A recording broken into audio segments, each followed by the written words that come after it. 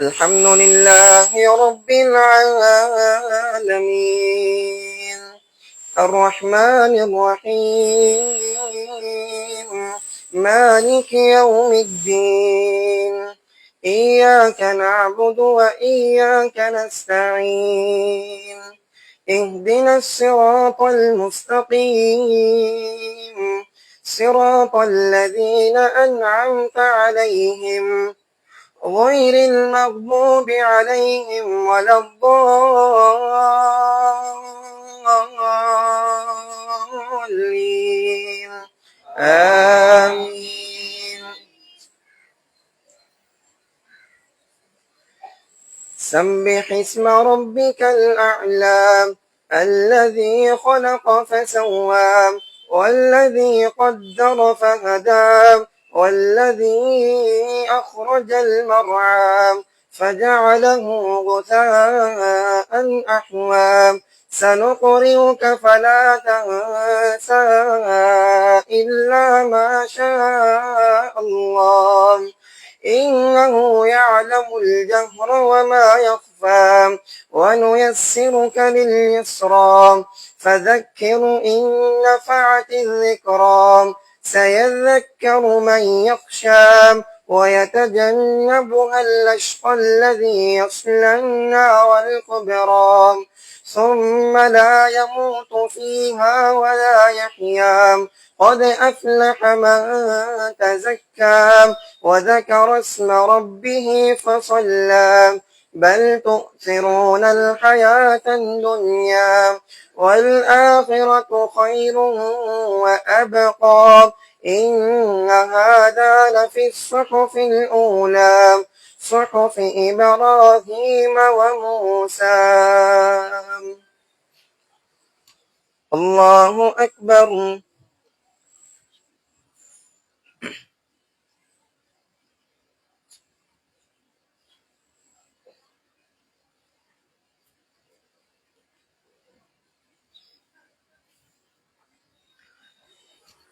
سمع الله لمن حمده الله أكبر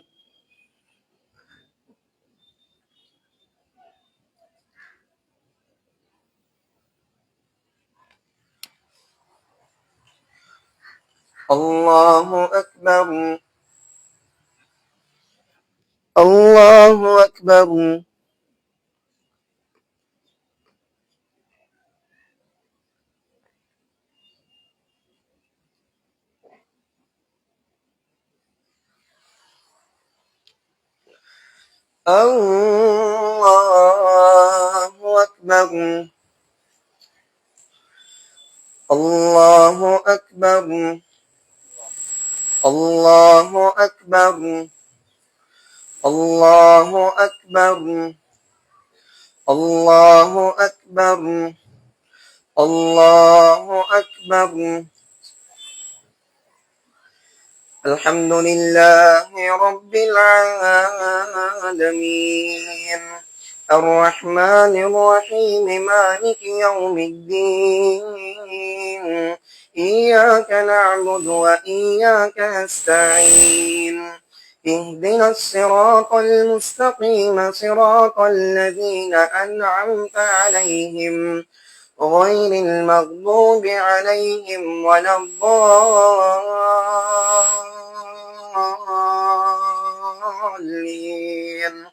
آمين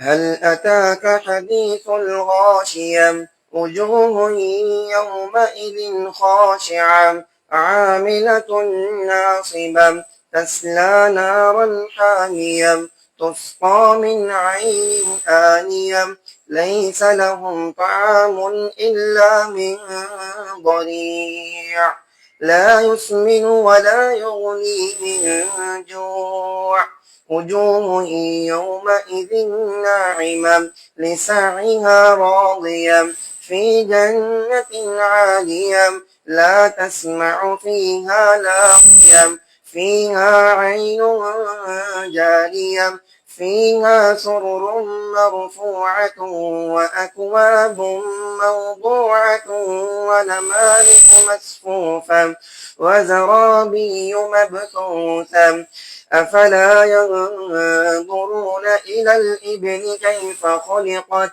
وإلى السماء كيف رفعت وإلى الجبال كيف نصبت وإلى الأرض كيف سطحت فذكر إنما أنت مذكر لست عليهم بمسيطر إلا من تولى وكفر فيعذبه الله العذاب الأكبر إن إلينا إيابهم ثم إن علينا حسابهم. الله أكبر.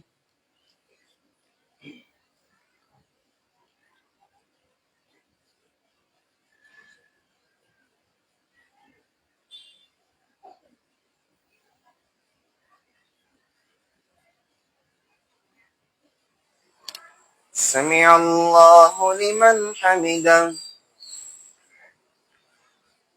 الله أكبر.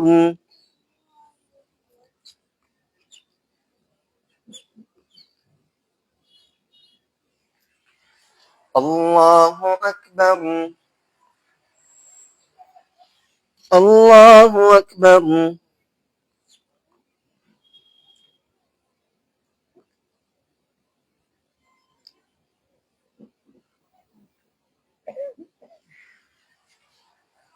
الله أكبر.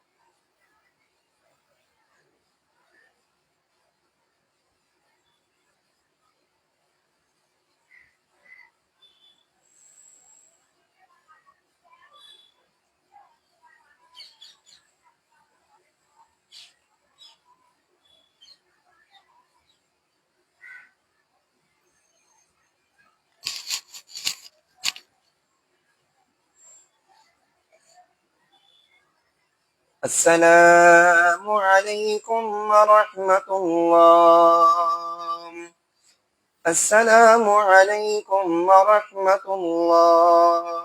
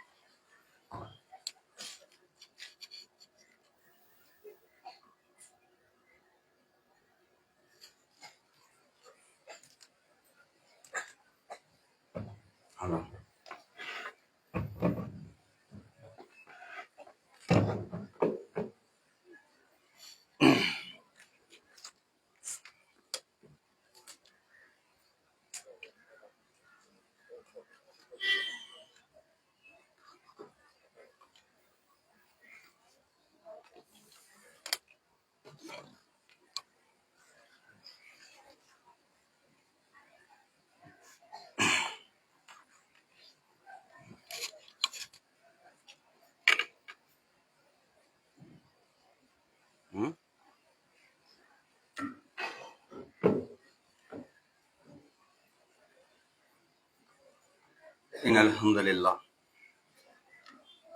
نحمده ونستعينه ونستغفره من يهده الله فلا مضل له ومن يضلل فلا هادي له وأشهد أن لا إله إلا الله وحده لا شريك له وأشهد أن محمدا عبده ورسوله أما بعد فقد قال الله تعالى في القرآن الكريم أعوذ بالله من الشيطان الرجيم بسم الله الرحمن الرحيم يا أيها الناس اتقوا ربكم الذي خلقكم من نفس واحدة وخلق منها زوجها بث منهما رجالا كثيرا ونساء واتقوا الله الذي تساءلون به والأرحام إن الله كان عليكم رقيبا يا أيها الذين آمنوا اتقوا الله حق تقاته ولا تموتن إلا وأنتم مسلمون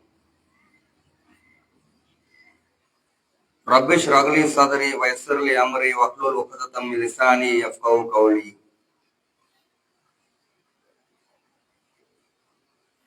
இந்த பெருநாள் தினத்துல நாமெல்லாம் அல்லாஹ் நமக்கு கடமையாக்கி இருக்கக்கூடிய பெருநாள் தொழுகையை தொழுது விட்டு இந்த நேரத்துல இப்பொழுது இந்த திடலிலே அமர்ந்திருக்கிறோம். இஸ்லாமிய மார்க்கம் நமக்கு 2 பெருநாட்களை வழங்கியிருக்கிறது. ஒவ்வொரு மதத்தவரும் அவர்களின் திருநாட்களை பல்வேறு காரணத்திற்காக வழங்கி வந்தாலும் இஸ்லாமிய மார்க்கம் இந்த 2 பெருநாட்களையும் ஒரு உயர்ந்த நோக்கத்திற்காகவும் ஒரு உயர்ந்த லட்சியத்திற்காகவும் நமக்கு வழங்கியிருக்கிறது. அது என்ன உயர்ந்த நோக்கம்? அது என்ன உயர்ந்த லட்சியம்? அன்றைக்கு இருக்கக்கூடிய அந்த அரபு மக்களுக்கு இந்த குர்ஆன் அருளப்படுகின்ற நேரத்துல அந்த மக்களை பார்த்து இறைவன் சொல்லுகிறான், நீங்கள் எல்லாம் வழி தவறி இருந்தீர்கள், நீங்கள் தப்பான பாதையிலே இருந்தீர்கள், அந்த தவறான பாதையில உங்களுடைய வாழ்க்கை இருந்தது, அல்லாஹ் உங்களுக்கு நேர்வழி காட்டினான், அதற்காக நீங்கள் அல்லாஹ்வை பெருமைப்படுத்துங்கள். வேற எதற்காகவும் இந்த பெருநாள் கிடையாது. அல்லாஹ் நேர்வழியை காட்டியதற்காக லிதுகப்பிருல்லாஹ அலா மா அதாக்கும், உங்களுக்கு நேரான பாதையை அவன் காட்டினான் இல்லையா, இந்த ஓரிரை கொள்கையை இந்த ஏகத்துவத்தை உங்களுக்கு கொடுத்தான் அல்லவா, அதற்காக இந்த 2 பெருநாள் தினத்திலும் நாம் என்ன செய்ய வேண்டும்? அல்லாஹ்வை பெருமைப்படுத்த வேண்டும். அதற்காகத்தான் முதல் தொழுகையில முதல் ரக்காயத்துல அதிகமான 7 தக்பீர்கள் சொல்லப்பட்டது. தக்பீர் என்று சொன்னால் நமக்கெல்லாம் தெரியும், அல்லாஹு அக்பர், அல்லாஹு அக்பர், அல்லாஹு அக்பர். அந்த அல்லாஹு அக்பர் என்பதற்கு உண்டான அர்த்தம் என்ன? அல்லாஹ் மிக பெரியவன். அதே மாதிரி 2வது ரக்காயத்திலும் 5 தக்பீர்கள் சொல்லப்பட்டது. இந்த பெருநாள் தினத்தில் முழுவதும் நம்மால் இயன்றவரை, நம்மால் முடிந்தவரை அதிகமாக இறைவனை என்ன பண்ணணும்? பெருமைப்படுத்திக் கொண்டே இருக்கணும். எதற்காக பெருமைப்படுத்தணும்? நான் ஏற்கனவே சொன்னதை போல நமக்கு நேர்வழியை கொடுத்ததற்காக. இந்த உலகத்தில் இருக்கக்கூடிய மற்ற மதங்கள், மற்ற சித்தாந்தங்கள், ஏனைய மார்க்கங்கள், அவர்கள் அல்லாஹ்வுக்கு இந்த நமக்கு கொடுத்திருக்கிற மாதிரியான நேர்வழி அவர்களுக்கு கிடைக்கவில்லை. எந்த அளவுக்கு என்று சொன்னால், நாம் இறைவன் ஒருவனை மட்டும் வணங்குகிறோம். ஆனால் அந்த மக்களுக்கு இது குறித்தான ஒரு தெளிவு இருக்கிறதா? அந்த மக்களிலே எவ்வளவோ படித்தவர்கள் இருக்கிறார்கள், மெத்த படித்தவர்கள் என்று சொல்லுவார்கள். மெத்த படித்தவர்கள் விஞ்ஞானம் எல்லாம் படித்தவர்கள். நம்மை விட பண்டிதர்கள் இருக்கிறார்கள். ஆனால் அந்த மக்களுக்கெல்லாம் கிடைக்காத இந்த ஓரிரை கொள்கை, இந்த ஏகத்துவம், இந்த நேர்வழி இறைவன் நம்மை போன்ற பாமரர்களை தேர்வு செய்து கொடுத்திருக்கிறான். இன்னும் சொல்ல போனால், ஆய்வு செய்து சொல்லும் பொழுது படிப்பறிவு குறைந்திருக்கக்கூடிய பெண்களுக்கு கூட நேரான மார்க்கத்தை இறைவன் ஒருவன் என்பதை இறைவன் என்ன பண்ணியிருக்கிறான், கொடுத்திருக்கிறான்.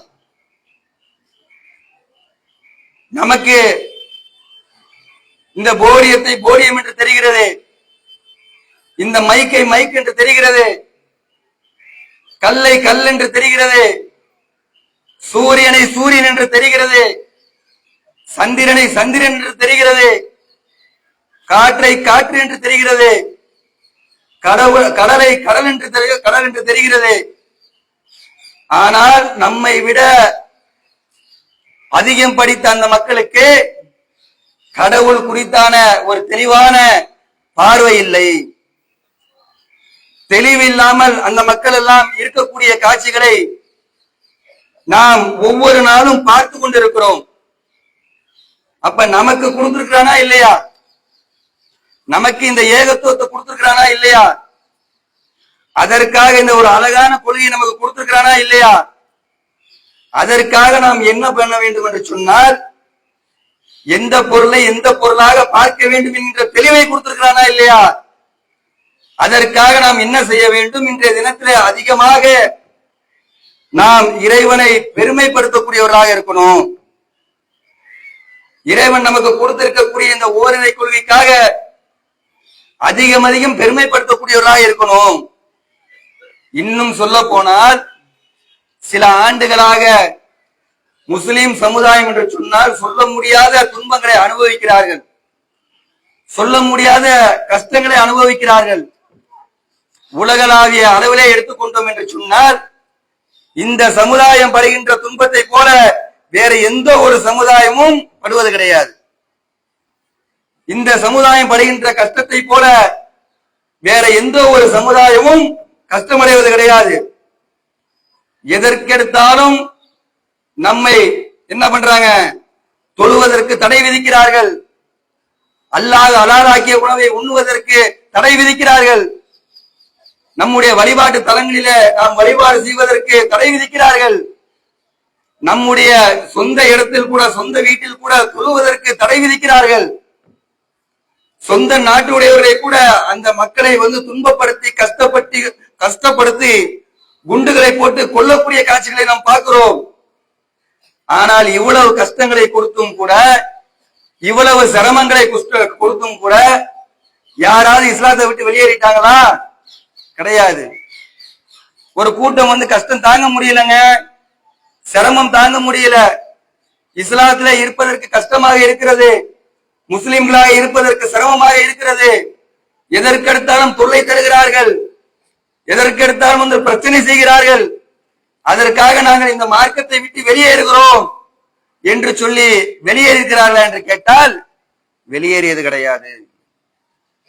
அப்ப நம்ம எந்த மாதிரியான ஒரு மார்க்கத்தில் இருக்கிறோம், நாம் எந்த மாதிரியான ஒரு சித்தாந்தத்தில் இருக்கிறோம், அதை நாம் சரியான முறையில நாம விளங்கி வைத்திருக்கின்ற காரணத்தினால்தான், இந்த ஏகத்துவத்தை சரியான முறையில புரிந்து வைக்கின்ற காரணத்தினால்தான் நாம் உறுதியாக இதில் இருக்கிறோம். அப்ப அல்லாஹ் நமக்கு கொடுத்திருக்கக்கூடிய இந்த ஏகத்துவத்தினால் நாம என்ன பண்ணணும்? அதிகமாக இறைவனை பெருமைப்படுத்தக்கூடியவர்களாக இருக்க வேண்டும். அதே மாதிரி பிறருடைய பண்டிகைகளை பாருங்க, நம்முடைய பண்டிகைகளை பாருங்கள். ஒரு ஹோலி என்று வந்து விட்டது என்று சொன்னால் அவன் அளவுல ஹோலி கொண்டாடினானா பிரச்சனை கிடையாது. ஒரு தீபாவளி வந்துருச்சுன்னு சொல்லி சொன்னா அவன் அளவுல ஏதாவது கொண்டாடினான் என்று சொன்னால் பிரச்சனை கிடையாது. ஆனால் ஹோலி என்று சொன்னாலும் சரி, அவர்கள் ஹோலி கொண்டாடுவதற்காக நாம் பள்ளிவாசல் எல்லாம் நாங்க திரை போட்டு மூடுவோம், நீங்க சகிச்சுக்கிட்டு தான் இருக்கணும், அந்த துன்பங்களை நீங்க சகிச்சுக்கிட்டு தான் இருக்கணும் அப்படின்னு சொல்லக்கூடிய காட்சிகளை பார்க்கிறோம். தீபாவளி என்று சொன்னால் அதிலே பட்டாசு வெடிக்கிறார்கள், அதுல இருந்து வரக்கூடிய அந்த நச்சுக்கள் மற்ற மக்களுக்கு பாதிப்புகளை ஏற்படுத்துகிறது. சில பேர் கொல்லப்படுகிறார்கள், சிலருடைய வீடுகள் எரிக்கப்படுகிறது. ஆனால் நமக்கு இறைவன் கொடுத்திருக்கக்கூடிய இந்த 2 பெருநாளிலும் மற்ற மக்களுக்கு ஏதாவது ஒரு பிரச்சனை இருக்கிறதா? வேறு ஏதாவது ஒரு சிரமம் இருக்கிறதா? அப்ப நடுநிலை மக்கள் என்ன பண்ணுவாங்க? சிந்திப்பார்கள். நடுநிலை மக்கள் எப்படி சிந்திப்பார்கள்? இவர்கள் இவர்கள் பக்கத்துல நியாயம் இருக்கிறது, இவர் அழகான முறையில இவங்க ஒழுக்கத்தை கடைபிடிக்கக்கூடியவராக இருக்கிறார்கள். ஏதோ பண்டிகை என்று சொல்லி மற்றவங்களுக்கு எந்த விதமான தொல்லையோ, மற்றவர்களுக்கு எந்த விதமான ஒரு தீங்கோ, மற்றவர்களுக்கு எந்த விதமான ஒரு சிரமத்தையோ இவர்கள் கொடுப்பது கிடையாது. அதனுடைய வெளிப்பாடு தானே 2-3 நாட்களுக்கு முன்னாடி யூபியில சில நீதிபதிகள் தீர்ப்பளித்திருக்கிறார்கள். கடந்த ஆண்டு ரமலானுடைய மாதத்தில் ஒரு 7 பேர் 6 பேர் வீட்டுல தொழுதற்காக அவர்கள் மீது கேஸ் போடப்பட்டது. அவர்களை கைது செய்தார்கள். கைது செய்து அவர்களை ரிமாண்ட் பண்ணாங்க. ஆனால் இப்பொழுது அந்த நீதிபதி அதே யூபியில இருக்கக்கூடிய நீதிமன்றத்தை சேர்ந்த சில 2 நீதிபதிகள் பெஞ்ச் என்ன பண்ணிருக்கிறாங்கன்னு சொல்லி சொன்னா, அவன் வீட்டுல அவன் தொழுகிறான், அதனால உங்களுக்கு என்ன பிரச்சனை? அவனுடைய இடத்துல அவன் தொழுகிறான், அதனால உங்களுக்கு என்ன பிரச்சனை? சரி, அப்ப இவங்க வணக்கத்தை பள்ளிவாசலில் மட்டும்தான் நிறைவேற்ற வேண்டும், வீட்டில நிறைவேற்றக்கூடாது என்று சொன்னால் மற்ற மக்களுக்கும் நீங்க இதே மாதிரி கடைபிடிப்பீங்களா? ஹோலின்னு சொல்லி கொலுக்களை அடுக்கி வைத்துக் கொண்டு ஏராளமான மக்கள் அதுல ஹோலி கொண்டாடுகிறார்கள் ஒரு வீட்டுல. அப்ப அவங்க மேலெல்லாம் நீங்க கேஸ் போடுவீங்களா? அவங்களை எல்லாம் நீங்கள் கைது செய்வீர்களா? அவங்க மேலெல்லாம் குற்றப்பத்திரிகை தாக்கல் செய்வீர்களா என்று சொல்லி நீதிபதிகள் இப்பொழுது கேட்கக்கூடிய காட்சிகளை நம்ம பார்க்கிறோம். அப்ப ஓரளவுக்கு நாம நினைக்கிறோம், என்னடா இது, எப்ப பார்த்தாலும் நம்ம சிரமமா இருக்குது, துன்பமா இருக்குது, கஷ்டமா இருக்குது. அது எப்பொழுதுமே நீடிக்காது. நடுநிலை மக்கள் என்ன பண்ணி கொண்டிருப்பார்கள்? சிந்திப்பார்கள், பார்த்து கொண்டே இருப்பார்கள், தக்க நேரத்தில் நமக்காக குரல் கொடுப்பார்கள். அப்ப நாம இந்த நேர்வழியில இருக்கக்கூடிய நேரத்துல நமக்கு இறைவன் இந்த நேர்வழியை கொடுத்திருக்கிறான். அதற்காக இன்றைய தினத்துல அதிகமாக நாம் இறைவனை புகழுவோம் என்று கூறிக்கொண்டு என்னுடைய இந்த உரையை நிறைவு செய்கிறேன். வாயிரதவான அல்ஹம்துலில்லாஹி ரப்பில் ஆலமீன். அதிகமாக மக்கள் நீங்க என்ன பண்ணுங்கன்னு சொல்லி சொன்னா, தனிப்பட்ட முறையில நீங்க துவா செய்யுங்க. அதே மாதிரி ஒரு சில நன்றி அறிவிப்புகள் நம்ம சொல்ல வேண்டியது இருக்கிறது. கடந்த ஒரு மாத காலமாக ரமலானுடைய மாதத்தில் ஏராளமான மக்கள் நோன்பு நோற்று நாம இந்த கடமையை நிறைவேற்றி விட்டு இப்பொழுது நம்ம இங்க இருக்கிறோம். நம்முடைய தக்வா மர்கஸிற்கு அதிகமான மக்கள் தொழுகையில கலந்து கொண்டாங்க, இரவு வணக்கத்துல ஈடுபட்டாங்க, பொருளாதாரங்கள் அதிகமாக உதவி செய்தார்கள். அந்த பொருளாதாரத்தை கொண்டு பல இப்தாரினுடைய நிகழ்வுகள் ஏற்படுத்தப்பட்டது. அதே மாதிரி சகருடைய ஏற்பாடுகள் செய்யப்பட்டது. இன்றைய தினத்துல நீங்கள் துவா செய்யும் பொழுது உங்களுடைய தேவையை நீங்கள் துவா செய்யக்கூடிய அதே நேரத்துல நீங்கள் மிக முக்கியமாக பாலஸ்தீன மக்களுக்கு துவா செய்யுங்க. அதே மாதிரி ஈரான்ல இருக்கக்கூடிய மக்களுக்கு துவா செய்யுங்க.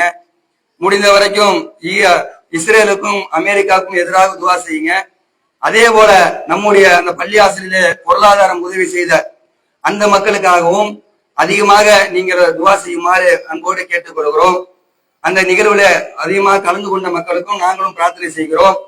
பொருளாதார உதவி கொடுத்தவர்களுக்காக எங்களுடைய தக்வா மர்கஸின் சார்பாக நாங்கள் நன்றியினை தெரிவித்துக் கொள்கிறோம். அதே மாதிரி அதற்காக உடல் உழைப்பு செய்த மக்களுக்காகவும் நாங்கள் நன்றியினை தெரிவித்துக் கொள்கிறோம். குறிப்பாக சொல்வதாக இருந்தால் அழகிய கடன் சகோதரர் அவர்களுக்கும், அதே மாதிரி சகோதரர் அமீன் அண்ணன் அவர்களுக்கும், அதே மாதிரி இந்த இடத்தை நமக்கு துறைக்கு வழங்கியது நிசார் அண்ணன் அவர்களுக்கும், அதே மாதிரி சாயிரா பொம்மியாலிமா அவங்களுக்கும், மற்றும் ஏனைய ஏராளம் எங்களுடைய பொருளாளர் ஆரம்பத்திலிருந்து ஊக்குவித்துக் கொண்டிருக்கக்கூடிய பாபு அவர்கள், பாபு என்று அழைப்பாங்க, சிராஜ் பாய் அவர்களுக்கும், அதே மாதிரி எங்களுடைய நிர்வாகத்துக்கும் நீங்கள் அதிகமாக துவா செய்யுங்க. இந்த நேரத்துல நாம இந்த சேர்களை வழங்கிய சங்கத்திற்காக நம்ம நன்றி சொல்லிக் கொள்கிறோம்.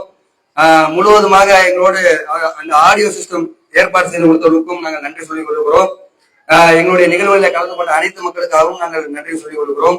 அஸ்ஸலாமு அலைக்கும் வரஹ்மத்துல்லாஹி வபரகாத்துஹு. அதிகமாக தனியாக துவா செய்யுமாறு அன்போடு கேட்டுக்கொள்கிறோம்.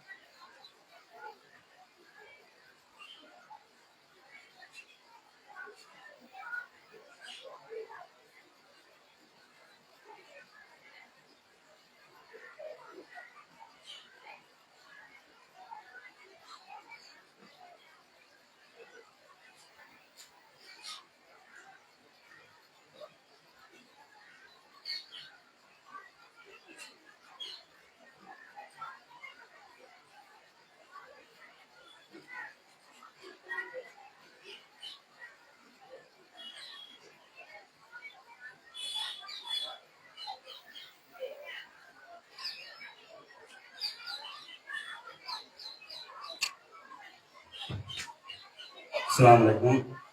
அதே மாதிரி ஒரு பாதையில வந்திருப்பீங்க, வேறு மாற்று பாதையில மாறி செல்லுமாறு அன்போடு கேட்டுக்கொள்கிறோம். நபிகள் நாயகம் ஸல்லல்லாஹு அலைஹி வஸல்லம் அவர்கள் வரும்போது ஒரு பாதையிலும் திரும்பி செல்லும்போது வேறு ஒரு பாதையிலும் சென்றிருக்கிறார்கள். அதை கடைபிடிக்கும் முகமாக எந்த பாதையில் வந்தீங்களோ மாற்று பாதையில செல்லுமாறு அன்போடு கேட்டுக்கொள்கிறோம். அதே மாதிரி பெண்கள் கொஞ்சம் வெயிட் பண்ணுங்க, ஆண்கள் போயிட்டு இருக்கிறாங்க, பெண்கள் கொஞ்சம் வெயிட் பண்ணுங்க. சரி ஓகே.